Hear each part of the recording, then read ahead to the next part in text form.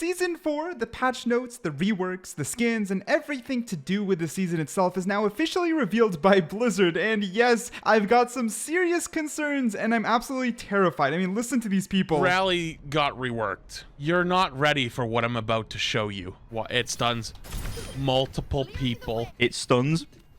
What is this? What is that? Huh? This is the Brig rework? Oh my, what is this, 2018? And that's just 3 creators, but I looked for a while, and genuinely, this was the majority of the reaction. What is this? Now, I just covered a little bit about the Brig rework based off what I saw in the trailer. I thought this was a defensive buff. I had no idea about the stun, which is absolutely hilarious. Following this, there is a patch in the patch notes in which Sigma gets a nerf in damage, but then actually gets more stun on his rock, which is a little bit odd, and it is overall quite a scary meta to enter, especially with Lifeweaver being able to displace your own team. It's the lack of control that originally killed Overwatch 1, and yes, it is scary. Now, with that being said, you can sound, I hope I sound a little bit happy in my voice, because this is more of a concern or fear that has no seed or fruition. It's not some sort of be-all end-all. This is not what's gonna happen. It's just concerns and a discussion topic. I'm gonna get my opinions out of the way first. The first opinion I have is that Brigida, alongside other creators who agreed, generally was a sleeper pick. When looking back at tier lists, I found that she was never at the bottom. She was actually a healthy hero, but Blizzard decided to go ahead and make her rework not only based off of defensive. I mean, her rally needed a rework, please don't get me wrong. And when I saw the bigger shield, I thought, cool, her rally now gives a bigger shield to defend more, right? Like defensive play, that makes sense. Brigida, the defensive support. But no, it's a burst of armor alongside a giant shield that actually can stun bash multiple targets. Furthermore, you can stun bash a diva ult to stop it in its tracks. You can do so much. Now, all my sources are down below. This video would have been impossible without using other creators who had access. I'm going to try not to use too much of their footage so you just can watch everything down below, but little snippets to prove my points. This is insane. Absolutely insane, but the patches themselves aren't light. The patch notes are massive, so what we're gonna do is we're gonna go through them, then I'll give more thoughts at the end. Now, I'm gonna somehow try to be time conscious here, but the notes are massive. They're like 5 pages or something. I don't know, I'm gonna try to speed read these. Wish me luck. All right, let's do this. First of all, we have the introduction of Lifeweaver. I'm not gonna read out all his abilities. I already have a video, and there's way better videos out there that show all of his abilities. But yes, Lifeweaver is now in the game. We have a new stranded spawn system. This one is extremely interesting. Basically, the developers say, regrouping with your team after getting stranded in a spawn room has never been easier. Spawn rooms that shut down due to capturing or losing an objective will now remain partially active for 7 seconds. While you still can't change heroes in these spawn rooms, other new features have been activated in these stranded spawns. The doors remain locked into the opposing team. The healing field also remains active, and you can now use the interact key to instantly teleport to the new active spawn room. This is extremely weird, and I don't want to make too many comments because I think I need to see it play out in game, but they do want to stop being trapped in spawns, and that is a good thing. Let's hope it actually,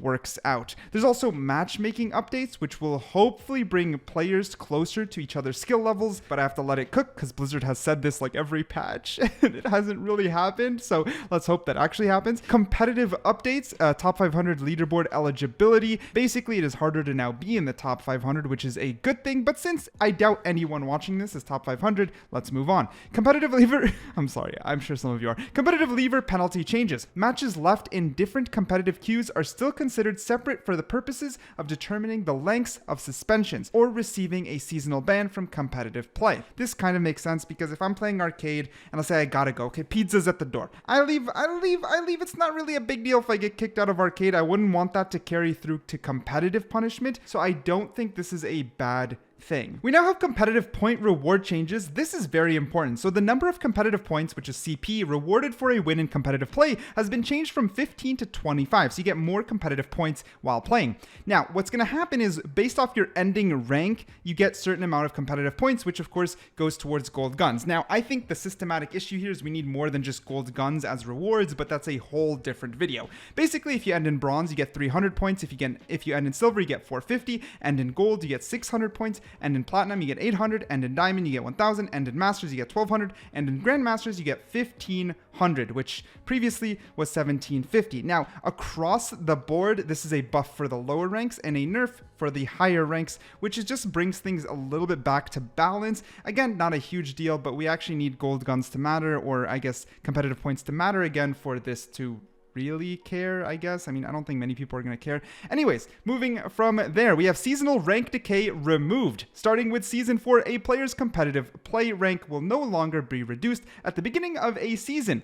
Furthermore, the effects of this reduction of rank from previous seasons will also be removed, depending on how many games they play during the previous season.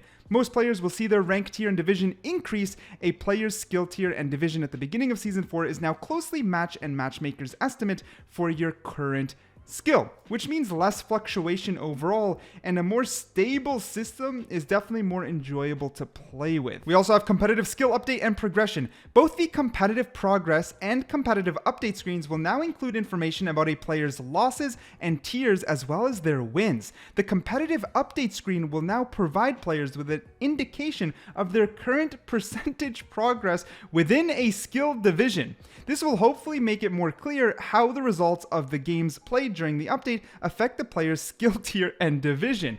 If possible, sorry I'm laughing, but I'll explain why. It is possible for players to have a positive win-loss record but not go up a skill division because the progress occurs within a single division. This new message will allow players to see they did in fact make positive progress, but it'll be based off of percentage points. Okay, the reason I'm laughing is because every single update, they're basically adding more information about how your rank is changing, but in the most obscure and stupid way possible. I mean, no offense, but at this point, you might as well revert to the point system in which I can see my rank going up and down based off of specific ranked matches. Like they can update every game versus now an arbitrary percent. That's every, 5 games? Like, weird.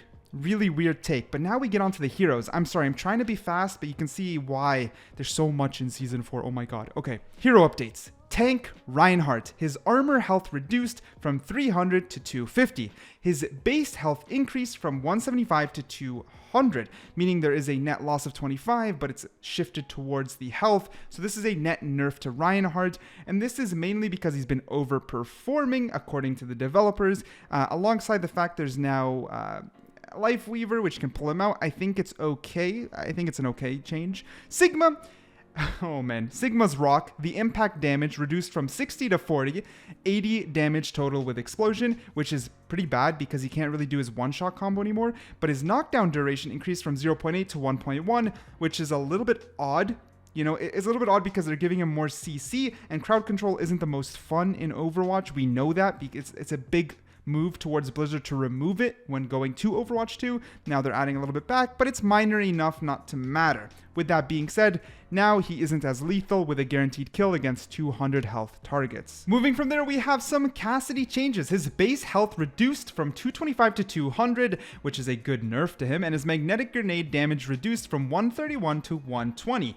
This basically means now when you get magnetic grenaded, he has to hit you twice after the grenade goes off instead of once. So this is a net nerf, but a lot of creators, including myself, do agree that the magnetic grenade is just a weak ability overall that's not fun to play with, honestly, or against, and needs a complete rework. For now, they're going to reduce its potency until we see that rework come to fruition. Next, we have Sombra. EMP can now disable Blizzard. So basically, when Mei uses her Blizzard ultimate, if you Sombra EMP, it goes bye-bye. Support. Ana. Sleep Dart, maximum duration on tank heroes reduced by 30% from 5 to 3.5 seconds. This one is massive, basically because tanks are bigger and easier to hit with their larger hitboxes. If Ana sleeps you as a tank, you won't be asleep for 5 seconds. Instead, you'll only be asleep for 3.5 seconds, which is actually a massive nerf to her Sleep Dart on tanks.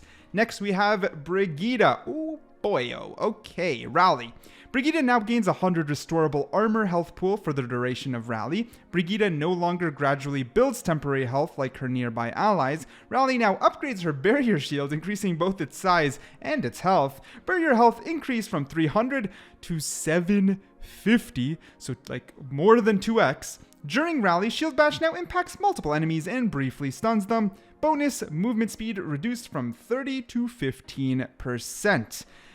Ah, man, you move a little bit slower, sure, but you are doing damage. You are making an impact as Brigitte. This is huge, absolutely huge. Her repair pack range reduced from 30 to 25 meters. Now, Brigitte will control the meta. Now, this is a prediction that could fumble. You could come back and be like, damn, you are dumb as heck. But I think Brigitte is going to lead the way into Season 4's meta alongside Lifeweaver. Well, that one we need to see more gameplay and how people pair it, but Brigitte was already a good pick.